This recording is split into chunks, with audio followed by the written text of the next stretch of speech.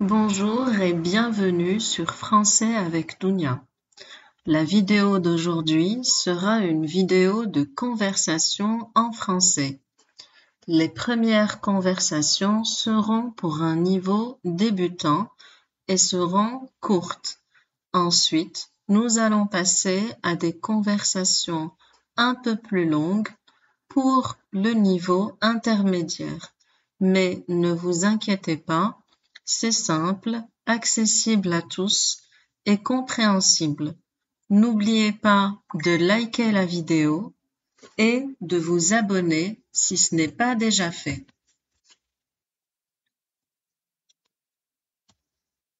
Salutations.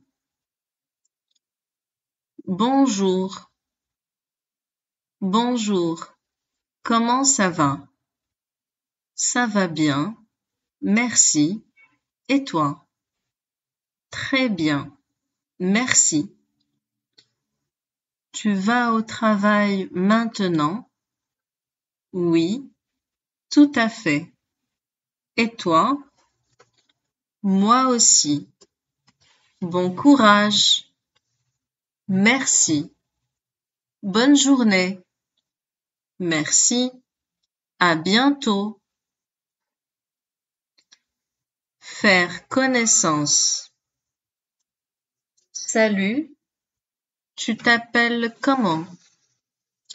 Je m'appelle Camille. Et toi? Moi, c'est Julien. Enchanté. Enchanté aussi.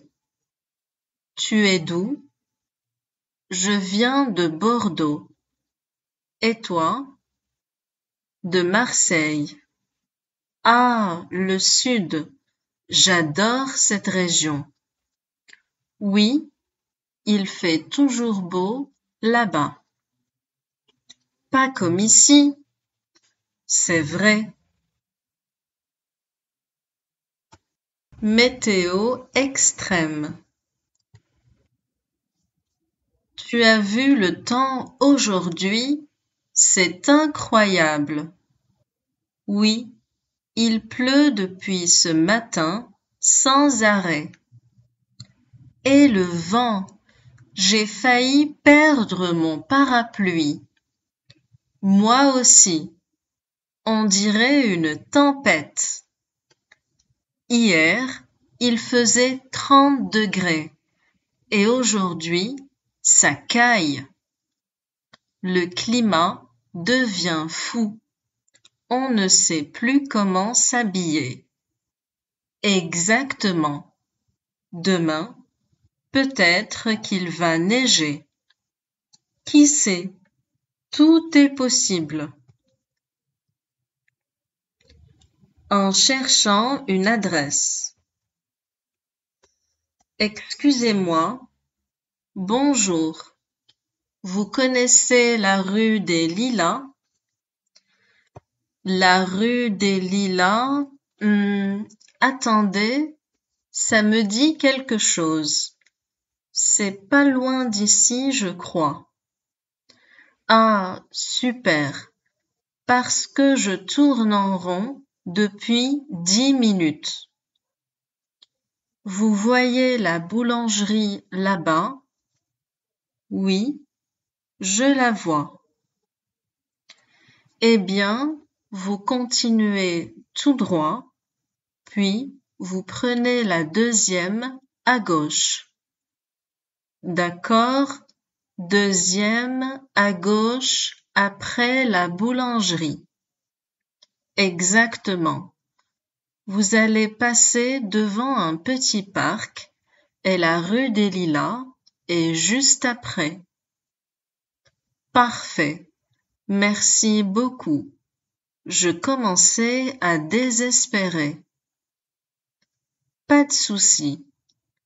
Vous cherchez quelqu'un ou un endroit en particulier? Oui, un salon de coiffure qui s'appelle Chez Sophie. Ah oui, là, je suis sûre.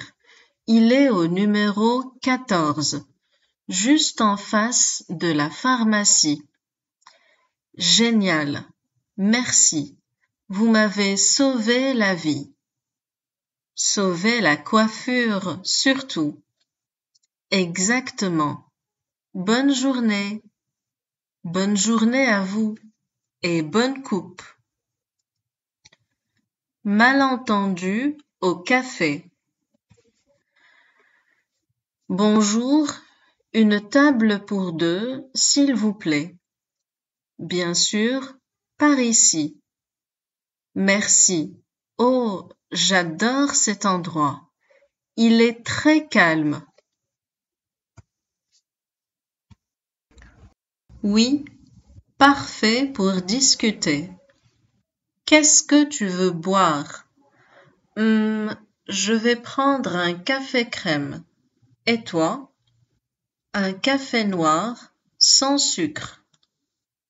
Tu ne mets pas de sucre dans ton café? Non, mais j'adore manger des gâteaux. Bonjour. Vous avez choisi? Oui, un café crème pour moi, s'il vous plaît. Et pour moi, un café noir sans sucre. Très bien, je vous apporte ça tout de suite. Tu sais, la dernière fois que je suis venue ici, j'ai attendu 20 minutes pour mon café. Sérieux? Peut-être qu'ils étaient débordés. Oui, mais quand même, 20 minutes pour un café. Peut-être qu'ils cultivaient le café. Voilà, un café noir pour madame et un café crème pour monsieur. Pardon, je crois que c'est l'inverse. Ah, vraiment? Oui, moi, c'est le café noir. Oh, désolé, je corrige ça tout de suite. Pas grave, ça arrive. Attends, c'est sucré, non? Et moi, j'ai du lait dans le mien. Décidément, elle s'est encore trompée. Bon, au moins, on peut dire qu'on a goûté quelque chose de nouveau. Oui, mais je n'aime pas le café sucré. Alors, on échange encore? D'accord, allons-y. Voilà, tout est rentré dans l'ordre. Pas vraiment. Maintenant, il n'y a plus de mousse. Bon, tant pis. L'important, c'est de passer un bon moment ensemble. Le voisin trop curieux. Salut Karim. T'as remarqué le nouveau voisin du 3e étage? Oui, celui qui pose toujours des questions sur tout le monde? Exactement. Hier, il m'a demandé à quelle heure je pars au travail. Sérieux? Il m'a demandé si j'étais mariée. Il veut faire un recensement du quartier ou quoi? Peut-être qu'il écrit un roman sur ses voisins. Eh bien, qu'il change les noms alors, parce que sinon, je déménage. T'inquiète, je crois qu'on va devenir ses personnages principaux. Non mais, franchement, c'est incroyable. L'autre jour, il m'a vu rentrer avec un sac de courses. Il m'a demandé ce que j'avais acheté. Non, t'es sérieuse? Oui. Et quand j'ai dit juste de quoi manger, il a répondu: Ah, vous cuisinez souvent? Ah oui, là, il passe à l'étape vie privée, niveau expert. Exactement. Et toi, il t'a encore parlé? Oui, hier matin. Il m'a arrêté dans l'escalier pour me demander combien je paie de charges. Mais pourquoi il veut savoir ça? Il dit que c'est pour comparer, mais à force de comparer, il va finir par tout savoir. Je te jure, il me met mal à l'aise. J'ai l'impression qu'il guette quand quelqu'un sort de chez lui. Moi, je ferme toujours la porte du hall derrière moi. La dernière fois, il a même essayé de regarder dans mon courrier. Non, là, c'est trop. On dirait qu'il n'a rien d'autre à faire. Peut-être qu'il s'ennuie, tu sais. Certains retraités deviennent comme ça. Ils observent tout le monde. Oui, mais bon, il y a une limite. Il va finir par se faire détester par tout l'immeuble. Je te parie qu'il connaît déjà les horaires de tout le monde. Et même les marques de nos lessives. Tu crois qu'il y a une liste secrète? Appartement 4B préfère les yaourts nature. Ça ne m'étonnerait pas. Bon, allez, faisons un pacte. Si jamais il te pose une question bizarre, tu m'en parles, et vice-versa. Marché conclu. Et si ça continue, on lui offre un journal et des jumelles, histoire qu'il ait de quoi s'occuper. Parfait. Et on mettra une étiquette pour observer à distance sans déranger les voisins. Émission radio sur la santé mentale. Bonjour à tous et bienvenue sur Parole de bien-être, votre émission consacrée à la santé mentale. Aujourd'hui, nous recevons le docteur Amina El-Fassi, psychothérapeute, pour parler de l'importance de prendre soin de notre santé mentale. Bonjour, docteur El-Fassi. Bonjour, Paul. Bonjour à tous vos auditeurs. Merci de m'accueillir. Alors, docteur El-Fassi, beaucoup de personnes négligent leur santé mentale, surtout au quotidien. Pourquoi est-ce si important? La santé mentale est tout aussi essentielle que la santé physique. Elle influence notre capacité à gérer le stress, nos relations, notre travail et notre bien-être général. Ignorer le stress ou l'anxiété peut avoir des conséquences sur notre corps et notre esprit à long terme. On entend souvent parler de stress et de dépression. Comment distinguer ce qui relève d'une fatigue normale et ce qui nécessite un accompagnement professionnel? C'est une très bonne question. Une fatigue passagère ou un stress ponctuel est normal. Mais lorsqu'une personne se sent triste, anxieuse, irritable ou épuisée pendant plusieurs semaines, qu'elle perd l'intérêt pour ses activités habituelles ou a des troubles du sommeil ou de l'appétit, c'est un signal qu'il est temps de consulter un professionnel. Et quelles sont les premières étapes pour quelqu'un qui souhaite améliorer sa santé mentale? Il existe plusieurs approches. D'abord, reconnaître ses émotions et ne pas les ignorer.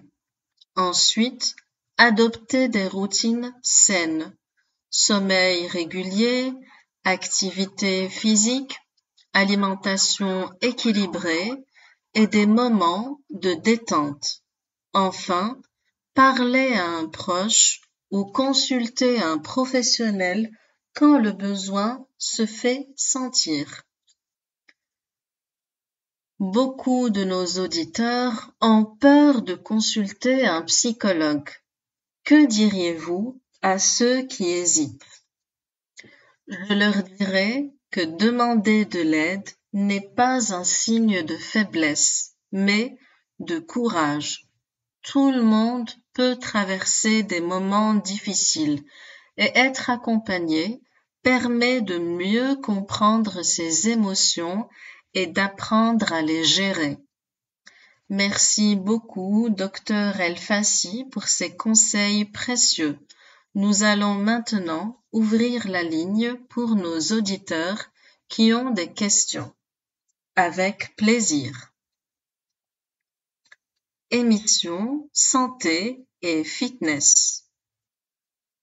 Bonjour à tous et bienvenue sur Bougez bien.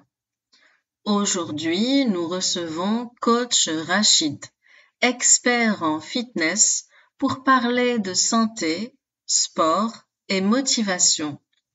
Bonjour Coach. Bonjour Nadia. Bonjour à tous les téléspectateurs. Merci pour l'invitation. Coach, beaucoup de nos téléspectateurs souhaitent commencer à faire du sport, mais ils ne savent pas par où commencer. Que leur conseillez-vous? Le plus important, c'est de commencer doucement et de rester régulier. Même 15 à 20 minutes par jour peuvent faire une grande différence. Il faut aussi choisir une activité que vous aimez. Marche, vélo, danse, natation. Le plaisir aide à rester motivé. Parfait. Nous avons une première question d'une téléspectatrice, Fatima, en direct. Fatima, bonjour. Bonjour Nadia. Bonjour coach. Je veux perdre du ventre, mais je ne sais pas quels exercices sont efficaces. Que me conseillez-vous? Bonjour Fatima. Pour perdre du ventre, il faut combiner cardio et renforcement musculaire. Les abdos sont utiles, mais le cardio, comme la marche rapide, le vélo ou la corde à sauter, permet de brûler les graisses et surtout, l'alimentation joue un rôle très important. Merci coach. Nous avons maintenant une question d'un téléspectateur, Youssef, qui regarde depuis Casablanca. Youssef, bonjour. Bonjour. Je travaille beaucoup et je n'ai pas le temps d'aller à la salle. Est-ce que je peux faire des exercices efficaces à la maison? Absolument, Youssef. On peut travailler avec le poids du corps. Pompe, squat, fente, planche, même 20 à 30 minutes à la maison, 3 fois par semaine, peuvent être très efficaces. Et si vous avez une corde à sauter ou des élastiques, c'est encore mieux. Très bien. Voici une question d'une autre téléspectatrice, Leila. Elle nous dit qu'elle commence à courir, mais qu'elle se fatigue très vite. Que lui conseillez-vous? Bonjour Leila. Il faut commencer doucement et augmenter progressivement la durée et l'intensité. Par exemple, alterner marche et course. 2 minutes de course, 1 minute de marche, puis augmenter petit à petit. Il faut aussi bien s'échauffer et s'étirer après. Et pour ceux qui manquent de motivation coach, je recommande de se fixer des petits objectifs réalistes et de suivre ses progrès. Faire du sport avec un ami ou rejoindre un groupe peut aussi aider. Et surtout, ne pas se décourager si on saute une séance. L'important est de revenir et rester régulier. Très bon conseil. Dernière question d'un téléspectateur qui demande: est-ce qu'il vaut mieux faire du sport le matin ou le soir?